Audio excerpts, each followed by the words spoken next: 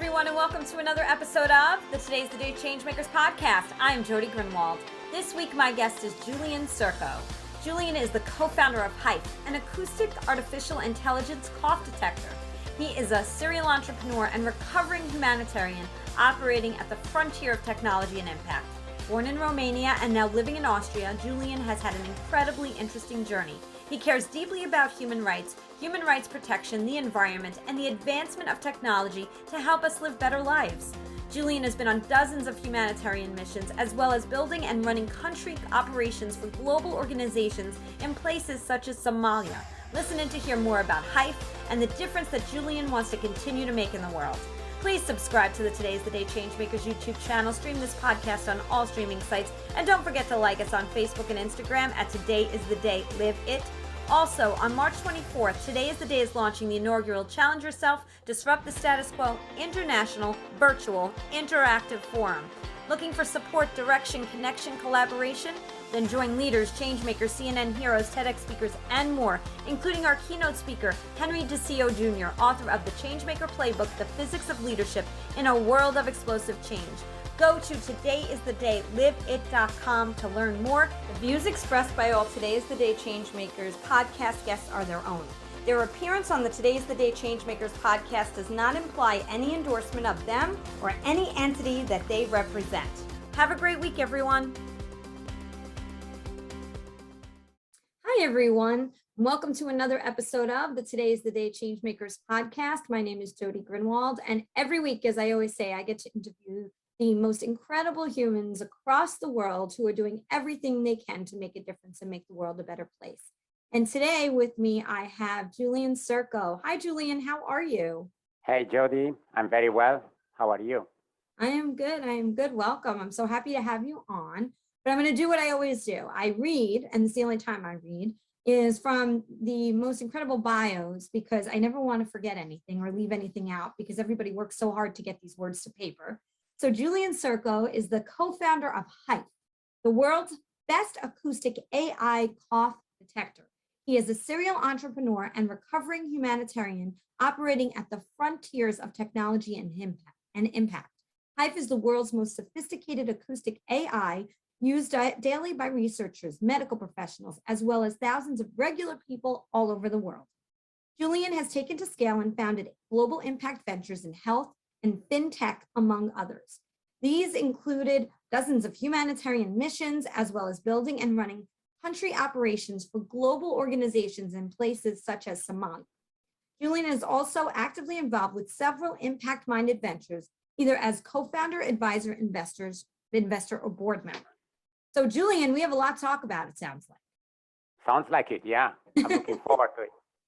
Me too. And I just love all of the great adjectives and words that are put into bios, because they really do describe people. And so what I want to do, though, is we're going to get to all of the incredible work you're currently doing. But I like to go back and learn about the person before all of this great work came together. So Julian, where did you grow up? I grew up in Romania in the 70s and the 80s.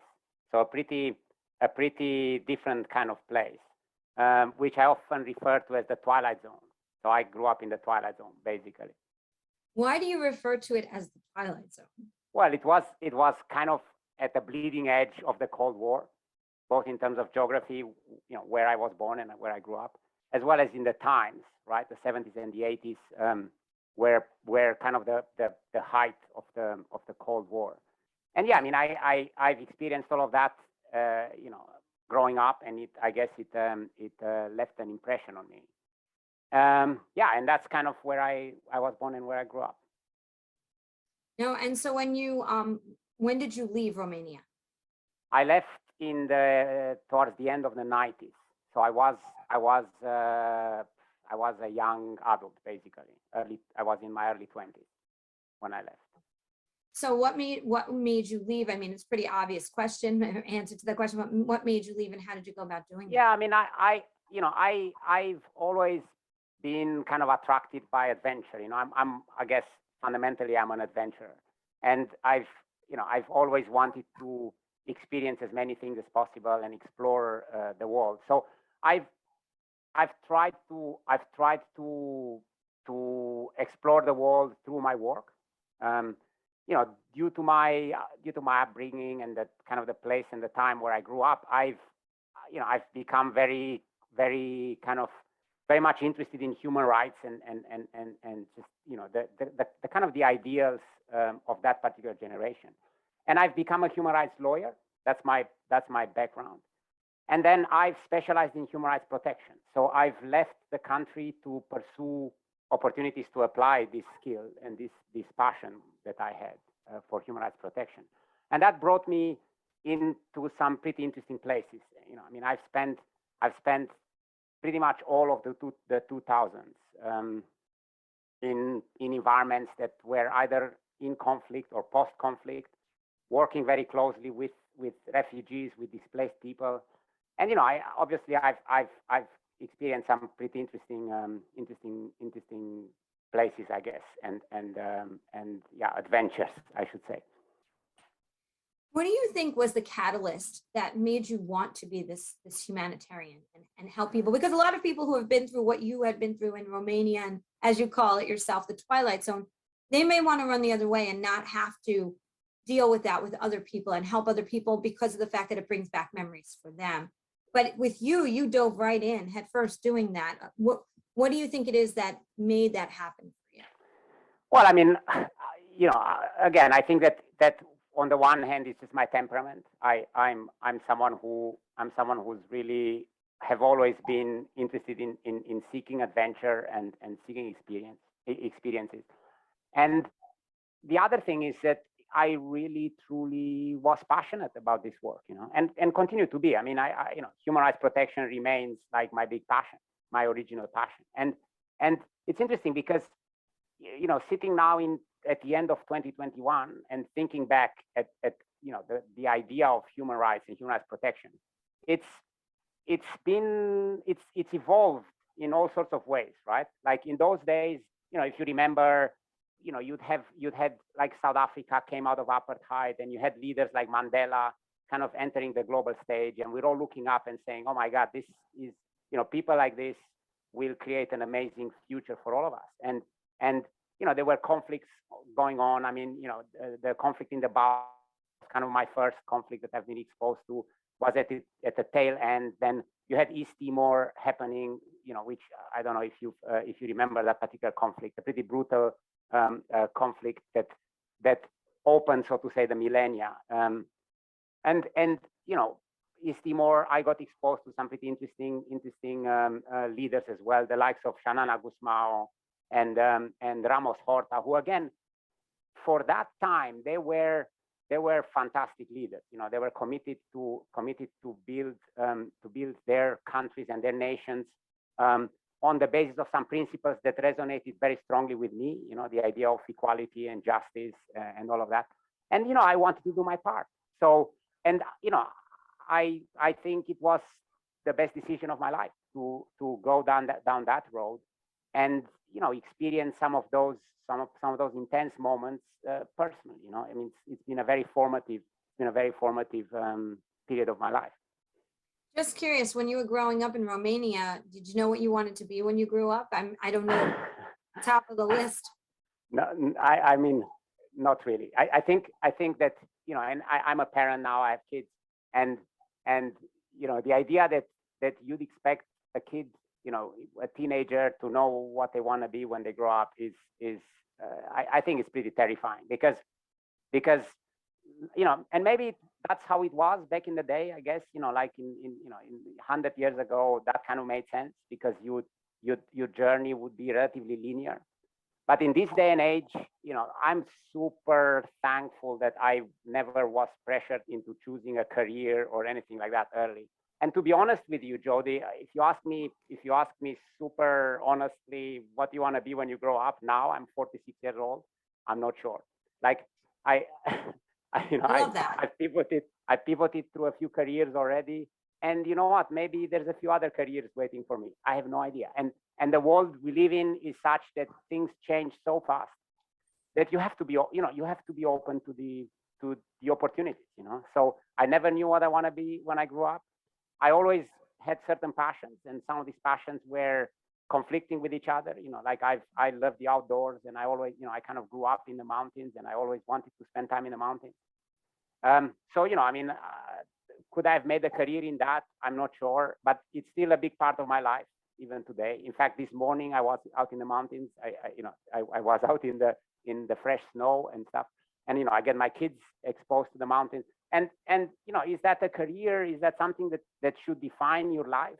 I don't know, but it's an important part of a bigger whole, And I think that way about professions as well, and about jobs. And when I talk to my kids about what they want to be when they grow up, it's just you have to have more than one thing going for yourselves, and just make the most of the opportunities.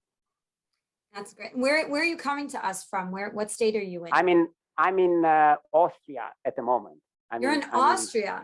Yeah. Oh my goodness, I had no idea you were in Austria. Yeah. I'm in Austria right now, and we came here. We were in Cape Town until 2 years ago for 5 years or so, and we came here just before the pandemic, and this has been our pandemic hideout. Wow, it's so funny. I'm so used to saying, what state are you in? Because obviously I'm in the United States. And instead of saying, what country are you in? Which I'm so grateful to be able to talk to people. Zoom and all this wonderful technology. Amazing. It's just totally amazing. And I want to go back to what you just said. And I think it is so imperative. I'll never forget, my daughter was a junior in high school, and she was pressured to decide what she wanted to go to, to school for, because now it was coming time to pick a college, right? And I'll never forget her saying to me, but Mom, what if I have no idea what I want to do when I'm 35, but I have to choose it now? And that was my word, sir. You don't. It's what you want to do right now. There's no reason why, like you said, it has to be linear. I too have changed careers. And I think if you don't follow where your passion leads you, then you're hurting your own journey. But I want to talk to you now about where did you go? So you went and you became an attorney in Romania, or here in the United? Well, I received a scholarship. I received a scholarship from the Open Society Institute, it's called, which, again, a life-changing thing. I was given a bunch of money, and I was put into a pretty high-performance program, where other people like me, in the early 90s, other people like me were kind of recruited from all over the world. And, right. We basically got some high quality education, very much focused on some of these principles that were so critical for me, and I guess for my generation. And that's how I became a human rights lawyer. And it was, and that kind of launched me into seeking work where I can apply this, I guess, exotic degree. And that's wonderful. And so then the lawyer, you wanted to be a human rights lawyer, but now you have Hyfe. So what happened between the human rights lawyer piece and Hyfe? Well, 30 years of life happened, I guess, like a lot.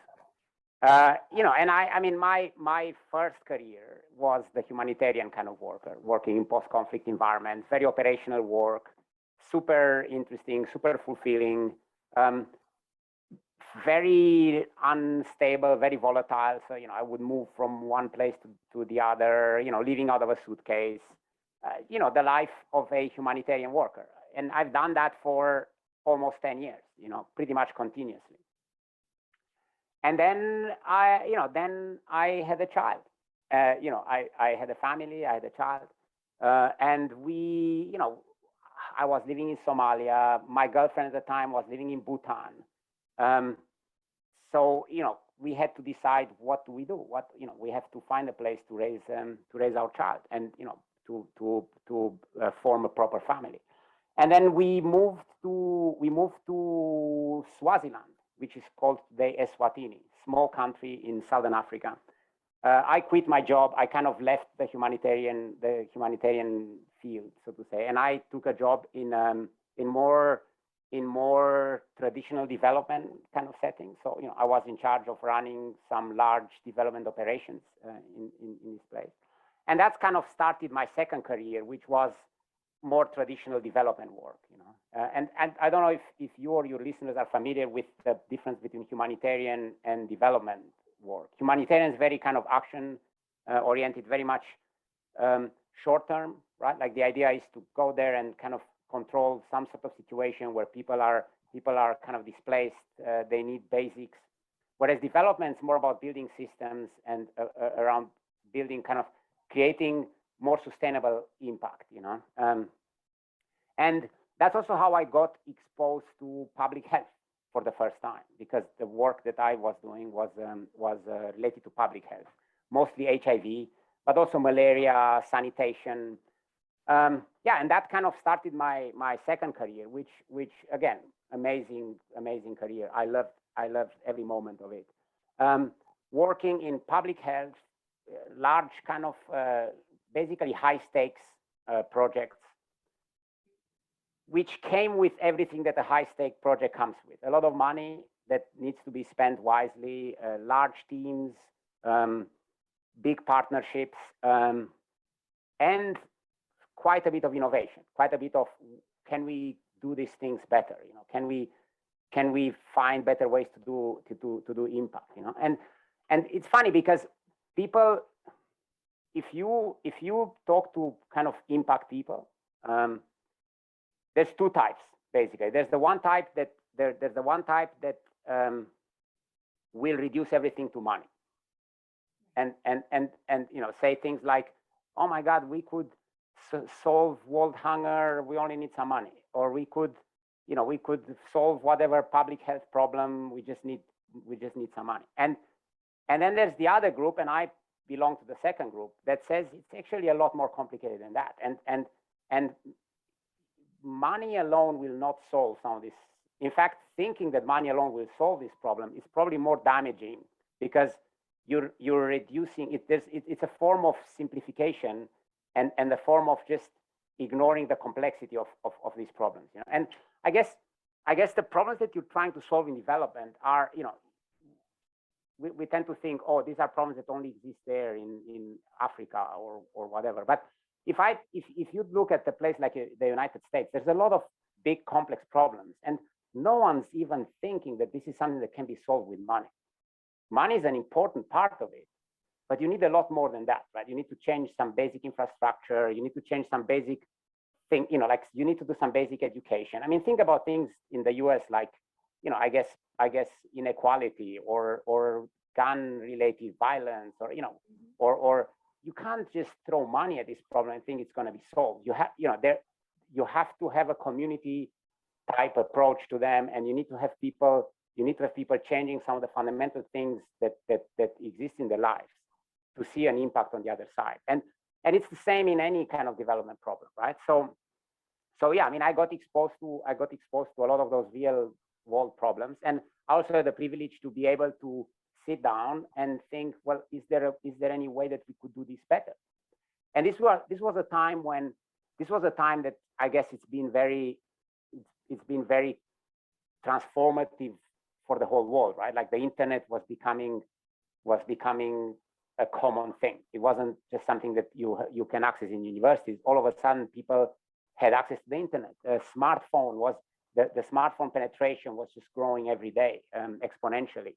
You had so that all of that changed the way we thought about development, right? And yeah, it's been a great time to be involved in that, and again, another very formative period of my life. Wow. So, I mean, obviously such a humanitarian in all ways. Even though you switched over, you're still doing incredible work to make the world a better place. On Thursday, March 24th, Today is the Day is launching the inaugural interactive International Changemakers Virtual Forum titled Challenge Yourself, Disrupt the Status Quo, with keynote speaker Henry DeCio Jr., author of Changemaker Playbook, The Physics of Leadership in a World of Explosive Change. Join CNN heroes, TEDx speakers, authors, a former FBI agent, executive producer and writer of a TV show, CEOs, founders, entrepreneurs, and more, sharing their expertise on topics that matter. Thank you to Investors Bank for being the Catalyst for Change sponsor, and to the NJBIA for being a scholarship sponsor. Other sponsors include Design 446, Andrea Plaza LLC, and Colella Communications. To purchase tickets and to learn more, go to todayisthedayliveit.com. Are you ready to create new connections that will help you on your changemaker journey? Before we get into Hyfe and all the things that you do with Hyfe, I wanted to ask you, is there a story, with all the humanitarian work that you've done, that you can share with us that stands out amongst all stories or all places that you've been, that you walked into, and just, something that you'll always remember that you could really bring us along a journey with you on? Oof, I mean, there are hundreds of stories, to be honest, and I couldn't just pick one from the top of my head, but I could distill many of those stories to something that's a bit more insightful, I guess. I think that the one thing that always impressed me, impressed me particularly in places that are devoid of any infrastructure, any safety net, any kind of almost anything that you take for granted anywhere in the world, right? Think Somalia. There's no government basically. There's no infrastructure at all. There's no one has any jobs. It's just like a really, really hard place. And what you see in places like that, first of all, I mean, you see the humanity, which is just the most amazing thing ever. People are just they're extraordinary, warm, and they're just living humane lives, and that is something that you don't see from far away. Everywhere you go, I would say that the level of humanity is almost like inverse proportional, like with the infrastructure. You sometimes go in places that have a lot of infrastructure, everything's kind of taken care of.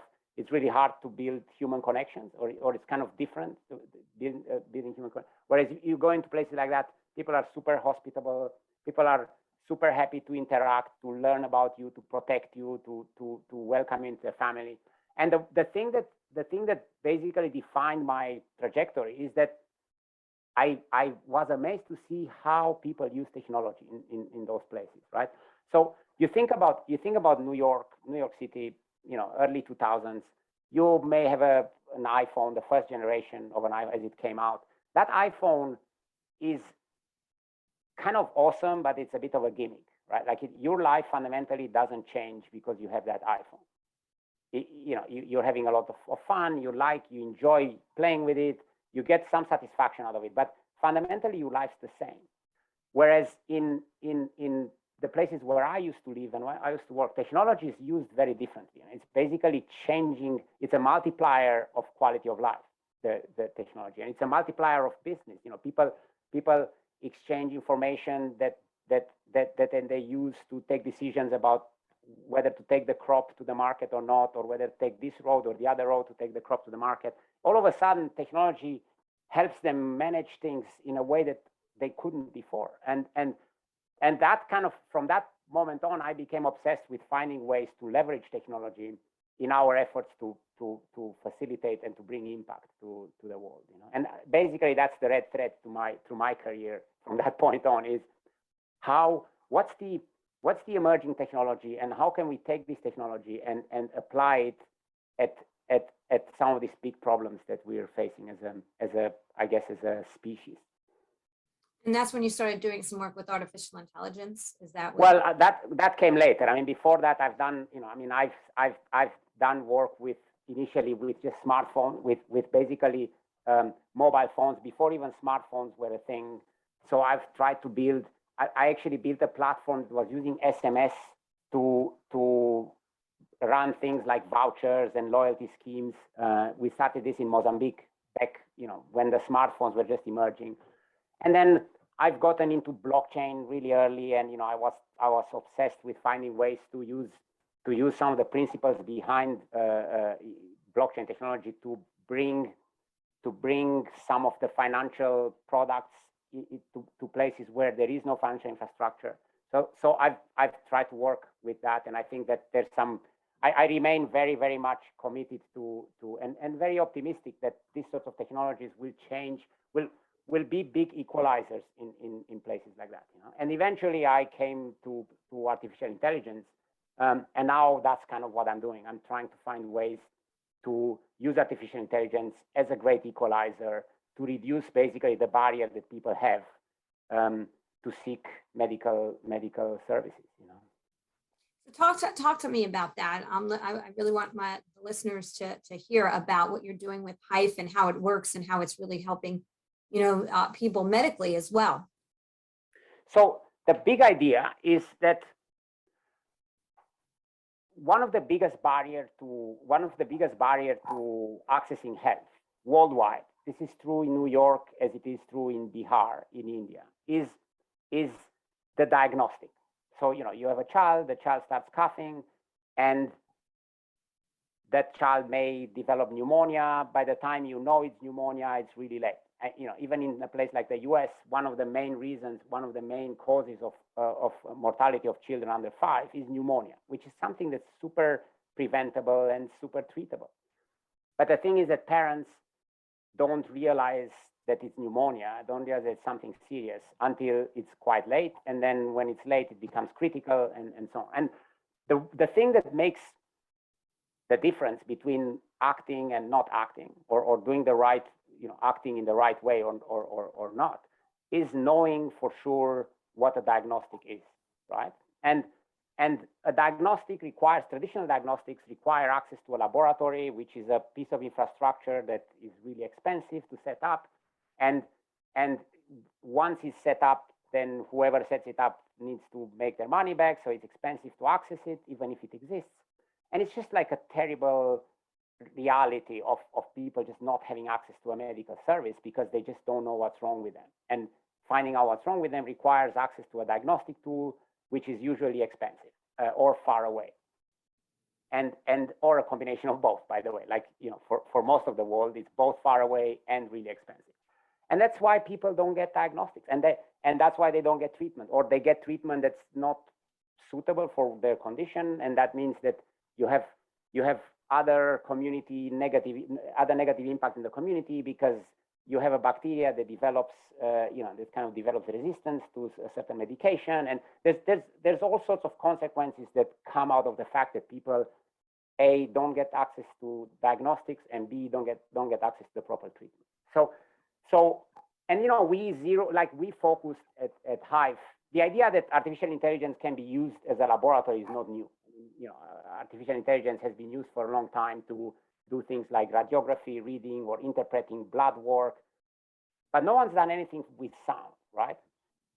And that's interesting because sound is a very powerful source of signal in medicine, right? Like if you talk to any kind of experienced medical professional, they'll tell you, oh, if I can listen to someone's cough, I can make pretty good decisions. I know a lot about what's going on there, whether the cough is in the lungs or it's further up, or it's there's liquid there, or if it's dry, or if how serious it is, or there's a lot that a good medical professional can learn by listening to a single cough. The problem is that coughing doesn't happen nearby any doctor. Coughing happens at home. It happens while you sleep, while you watch TV, while you're just away from any doctor. And then when you go to the doctor, there's no coughing, or there's very little. It's just like it's basically a dot of coughing. It's a teaspoon out of a sea of coughing. And then because of that, the doctor has, the doctor doesn't have enough information. So the doctor says, Jody, how's your coughing? And you're gonna say, oh, it's really bad, or oh, it's really good, or it's a bit better. It's very qualitative. That's not really objective. And there's a lot of variables there that make that super unreliable. Yet that's the only piece of information that the doctor will ever use, including at the world's best hospital in New York City. That's basically the source of information when they make a clinical decision. And that's ironic because we're living in a respiratory pandemic, and you get admitted to the hospital with a respiratory condition, and you get connected to 20 different sensors. that gives you that gives the medical team there a lot of information about your biomarkers, your pulse, your thing. But your coughing remains a function of Jody. How's your coughing? And you're saying, oh, it's good or bad. And we thought, well, there's no doctor where the coughing happens, but the coughing happens at home and in front of a TV and stuff. And what you always have with you is this guy, a smartphone, right? So if we could deploy a way to detect coughing on a smartphone, we could potentially get to the point where your smartphone could give you a diagnosis. Your smartphone could help you in diagnosing a condition, which is a way to facilitate earlier and better treatment. And that's kind of what we're doing. So how does it work? So if you cough, it's an app on your phone? Is Yeah. that? And then so when you're about to cough, you cough into this, you cough in the app. No. So our core product is just a platform. It's an artificial intelligence model that can detect cough in real time.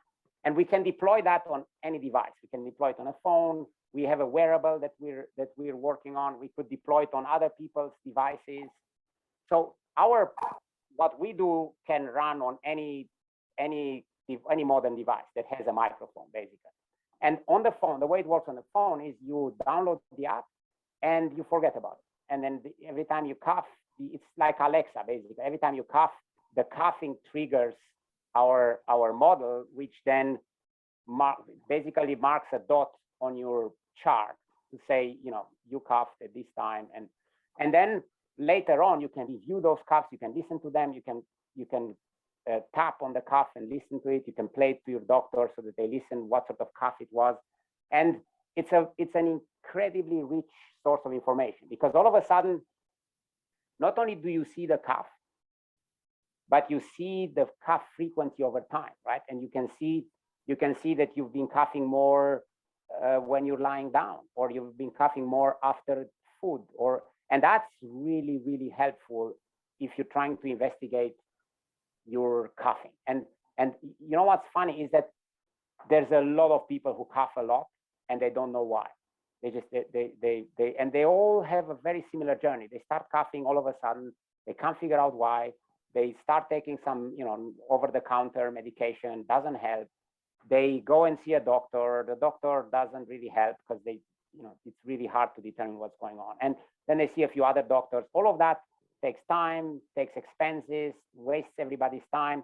And eventually they land in a place where they're just trying to manage their coughing by themselves. They're trying to adjust their diet, or they're trying to eliminate variables from their life that they suspect that correlate somehow with cough. And our app's a fantastic way doing that, because you can see in real time how coughing changes. And we have these incredible stories from our users on how they made changes in their lifestyle that as a way to control the cough. We have stories of people who shared their cough frequency with their doctor, and they managed to basically get custom treatment, right? Like custom adjustments of doses, experimenting with different medication, experimenting with different times of the day when that medication gets taken, and just amazing stories of people who, with this piece of information, add it to whatever else they're doing, and add it to their relationship with their health provider, just manage to control conditions that couldn't be controlled before. Where do people find out about Hyfe? Well, we are kind of on the, like, everybody who's going to this journey at some point goes on the internet and searches, and that's basically and eventually they land on us. And we're kind of the best game in town, and to some extent the only game in town. So if you want to track your cough, we're probably the only legitimate tool that you will find. And they just land on it, and then they tell each other, and they write about us. And we've never spent any money on marketing or anything. And in fact, we don't make any money. It's kind of important to say, we don't make any money out of having a consumer app. We're not selling it. It's all free. There's no advertising. We're not selling the data.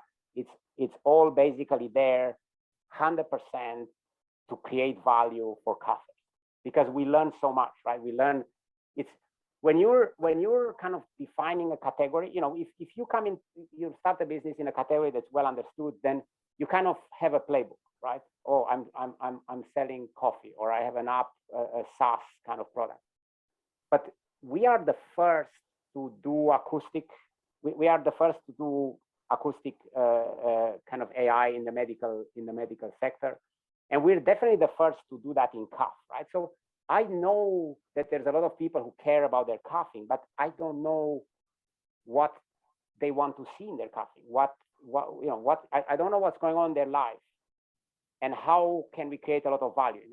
And by having an app that's available to everyone, we learn so much about it. We learn about how people think about their cough, what information is useful to them, and then we build those features based on how people use it, and that amplifies value for everyone. So that's our game. That's what we're doing. And Hyfe is spelled, for those who are listening, Hyfe, correct, Julian? That's right. That's correct. Hyfe. And you can download that app or find them on the internet. Easy. Well, yeah. And so that is kind of your baby right now. Is that right? That's right. Yeah, that's right. And it's an amazing project. Like it's basically one of my most satisfying projects in a long time. Why would you say that it's one of the most? Well, it's because I love the problem, right? Like it's a wonderful problem to work on. It's a very simple. I love the simplicity of it.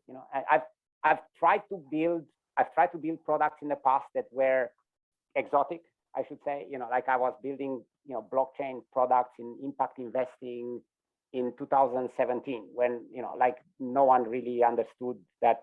It was just super early. So I spent a lot of time explaining complicated things to people, and that's a terrible position to be in as an entrepreneur. No one wants to be educated. No, it's just a terrible position to be, and it's one of those things that people enjoy listening, and they enjoy kind of letting their mind wander. Oh my God, this is amazing, the potential. But that doesn't equal traction, and this is probably one of my biggest learnings. One of my biggest learnings in building exotic products is that I used to be invited to a lot of dinners. That's kind of my thing. It's like, oh my God, you have to come for dinner and meet my friend so and so and tell him about this amazing thing.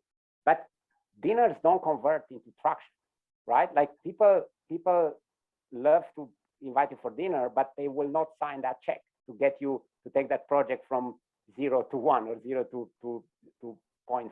And that's a huge learning for me. And at Hyfe, we do not have that problem. It's such a simple concept. It's basic. Like I've been getting people excited in like half a minute. You just say it's Fitbit for cough, basically, and they're like, oh my God, I get it. And it's such a simple concept, and I'm amazed that there aren't too many big projects in this space. So we're right place, right time, very simple concept. That means that we can all stay super focused. The team is amazing. We just managed to put together a team that's just like crushing it. And, like getting exposed to them every day is like an endless source of energy for me. And yeah, we're seeing traction. We're seeing people come around. We're seeing people giving us a chance. We're seeing people trying this app, both in terms of just users, coughers who just try it, and they stick with us, our users, which is also amazing, because these days you download an app, it doesn't work 100%, you just delete it and you never look back. And we actually have users that have been with us from the beginning. And I can tell you that in the earlier versions of our app were not like smooth running. They would, it's a complicated thing to do, to work with it.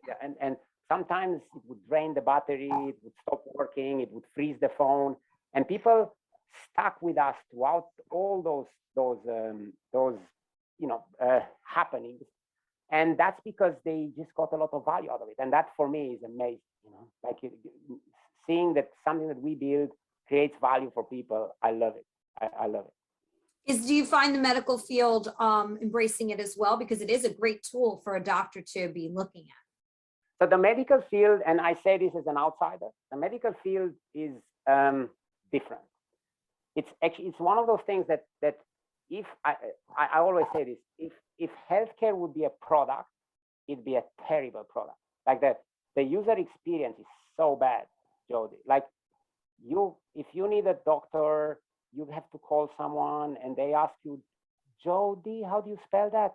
Oh, okay. And then that's 10 minutes just to spell your name on the phone. And they give you an appointment 3 weeks from now. Then you go there. Then they say, what's your name? How do you spell that? You go through the same move again. Then they give you a form. You have to fill in again your name and all this.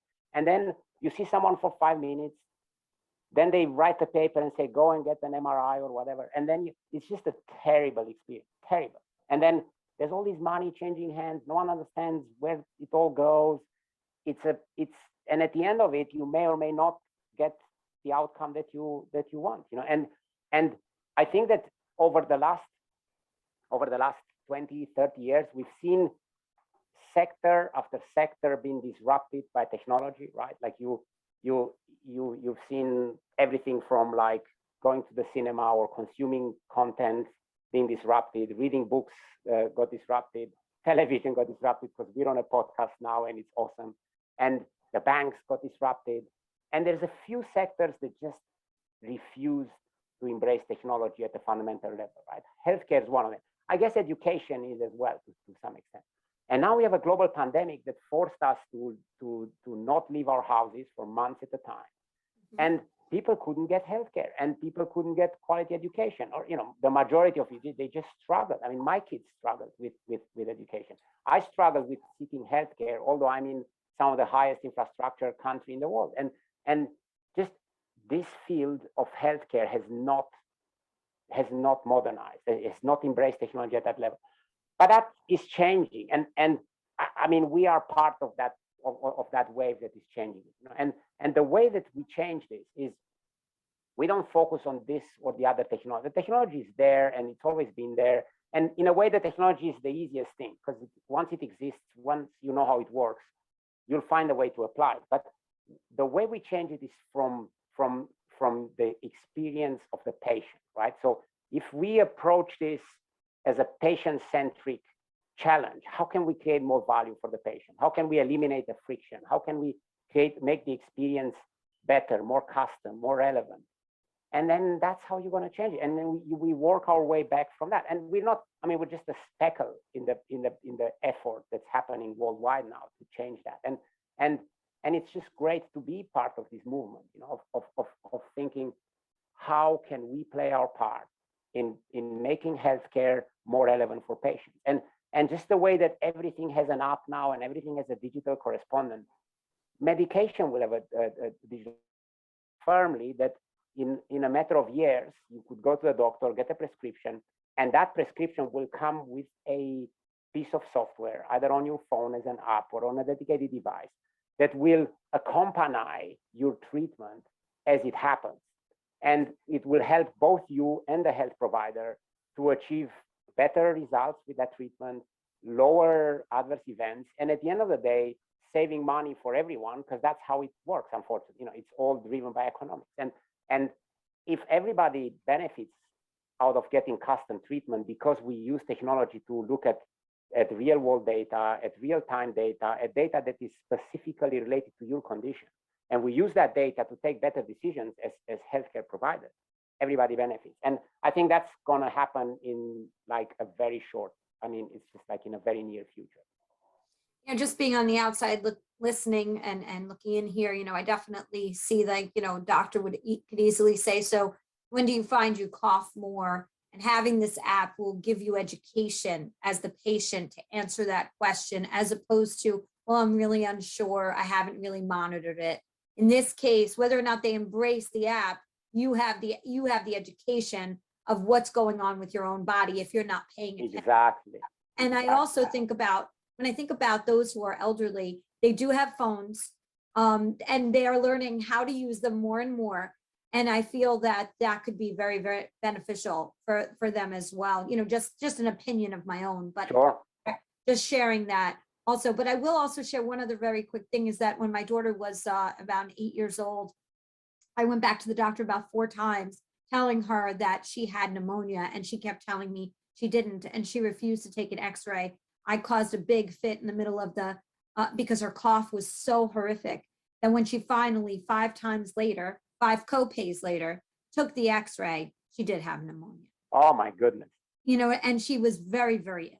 And so 103 fever, the whole 9 yards. So when I hear the story, I can totally relate. And there may be other parents out there or themselves who can relate to needing the doctor to listen better.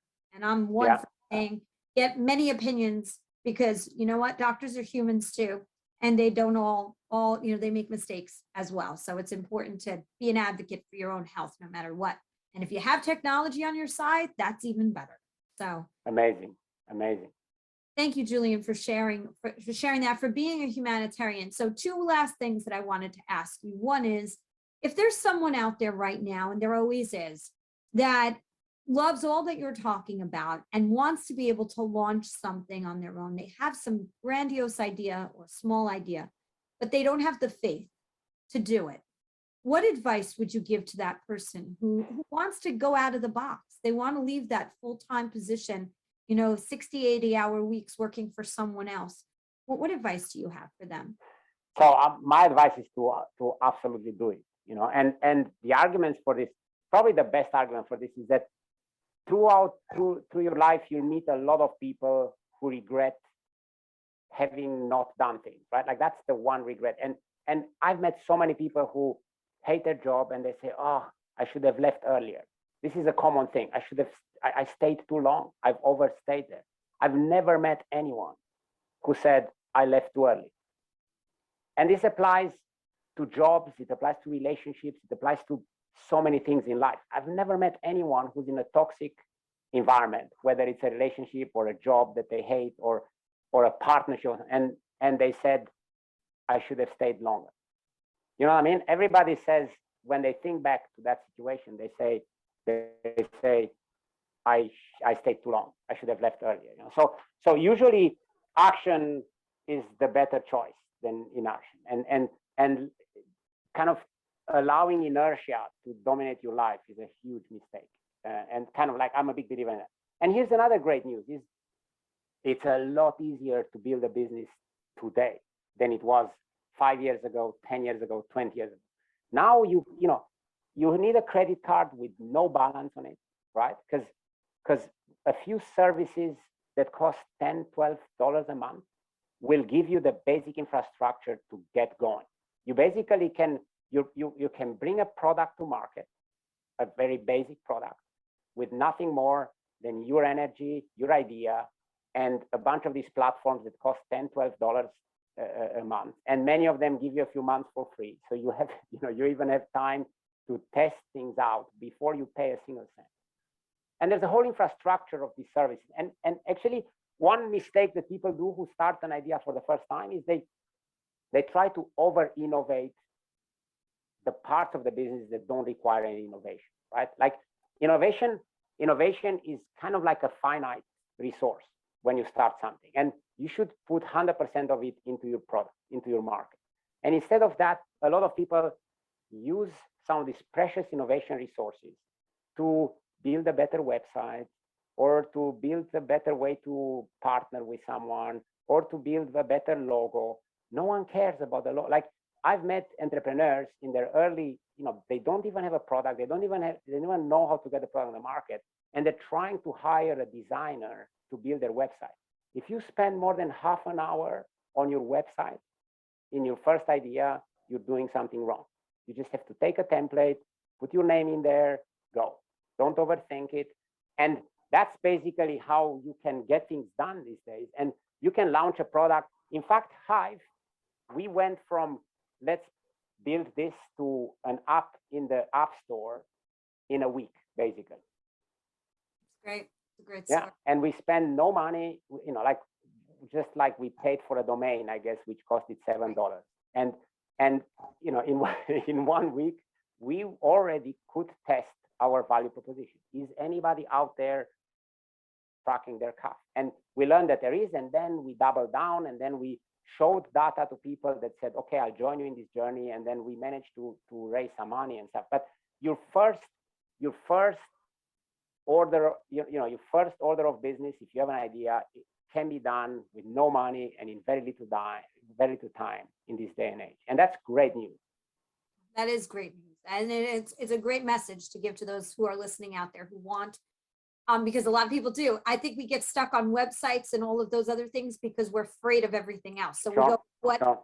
we know we can manage, or try. Yeah, of course. And I'm willing, like, if anybody, if one of your listeners is on the fence with this, they should reach out to me and I'll help you take that decision. And I'll do my part to support them. Thanks, Julian. That's awesome for that offer. So we appreciate that very, very much. So now my last question that I ask all of my 2022 guests are, what is the legacy that you want to leave behind? What do you want to be known for? Oh my goodness, this is it's a pretty hard question to answer actually. And you mentioned it to me as we spoke at the beginning. Like I didn't have the question before, but you did mention it to me like half an hour ago. And I don't know, like I think obviously everybody wants to leave a positive legacy and people remember them as, oh my God, wonderful person. My family, my close friends, I hope that legacy will be there. But we are, as a generation, we are both lucky and really unlucky. Like we're lucky because we're so well connected. We're exposed to each other. We're exposed to so many good ideas. We're exposed to so much innovation, so much technology. But at the same time, we've done a pretty bad job as a species in preserving our planet. And we're now at a point where it may go really badly we are at the point where the legacy won't even matter because there won't be anyone to remember it. And that's something that keeps me awake at night, to be honest, and it's, and I hope that we will find the strength as a generation to address this big challenge that we have with climate change and with just like us destroying the planet, and I hope that I can play. Obviously, the problem is way too big for any single person or any single organization to make a big difference. But I hope I'll play my part, and I hope that if I can affect some of those decisions, I'll do the right ones. But at the end of the day, it's a generational challenge rather than an individual one. So I just hope that I'll be part of a generation that takes these decisions, takes the right decisions as we go about confronting this huge problem that we have as a species. I think that's an incredible answer, because the truth of the matter is you're 100%, opinions, again, mine as well, is that those are things that keep me up at night with you. And so I totally get it. And I think it's really important if we're able to leave a legacy behind because we've done a good job of preserving our environment, that in itself is a legacy, which would be incredible. So I couldn't agree with you more. So thank you for bringing that up. I think that's the first time I've gotten that answer, and it's a great one. It really is a great one. So Julian, any last thoughts before we go? I mean, only that I want to thank you for what you're doing, Jody. I mean, I've had a chance to listen to a few of your podcasts, watch a few YouTubes. I fast forward through a few of them, but I love what you're doing. I love the vantage point from which you're approaching this. I'm committed to the whole concept of Changemaker, and I consider myself one. And I want to thank you for finding me. I guess I'm happy that we connected, and I'd love to be part of your community somehow. Absolutely, and I'm welcoming you to the community. All of my Changemakers help to form a community, and they have been talking to each other and working together, and it's incredible. It only started last December. The very last week of the month of December, I launched the podcast. So I'm so thrilled to have you as part of our community, and get to have you as part of our 2023 Changemakers Forum, hopefully. And lots of great things to come, Julian. And I look forward to any updates that you may have that we can share for you. I would love to be able to do that too. Amazing. So thank you so much for being a guest. And I'm going to say what I say at the end of every single podcast. Today is the day. You cannot go back to yesterday, and you do not yet own tomorrow. So what small or large step are you taking today to get yourself closer to your goals? They are possible to reach. Have a great week, everyone. And thanks again to Julian Circo. I love that. Thanks for having me, Jody. Absolutely. Bye, Julian. Ciao.